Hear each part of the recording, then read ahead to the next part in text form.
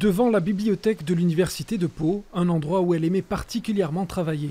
Les proches de Manuela Morales sont venus lui rendre un dernier hommage ce matin. La jeune femme espagnole avait été retrouvée morte dans son appartement le 10 juillet dernier, en compagnie de 4 autres personnes, dont son père et son fils, à la suite de ce qui semblait être un drame familial. Aujourd'hui, collègues et amis voulaient se souvenir d'elle, tout simplement. Elle était très aimée. Chaque fois quiconque a pu croiser son chemin, que ce soit une minute ou une heure ou plusieurs années, Manuela avait cette façon de rendre les gens heureux par son sourire. Donc ça ne m'étonne pas qu'il y ait autant de monde pour ce qu'elle était. Un magnolia aux fleurs blanches a été planté en son honneur juste avant la cérémonie.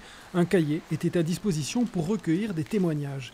Moment destiné aux proches, oui, mais aussi à la famille espagnole restée en Andalousie. Et justement, on a voulu faire cette cérémonie-là pour leur montrer que Manuela, elle était très aimée, elle était soutenue, elle n'était pas toute seule. Et qu'on la soutient, on soutient toute sa famille. Et c'est pour ça on va amener à Pilas, là d'où elle vient, un livre avec tous les témoignages de gens, les signatures de gens qui l'appréciaient et qui l'ont connue.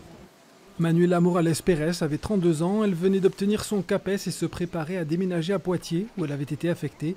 Son petit garçon Joseph avait 2 ans.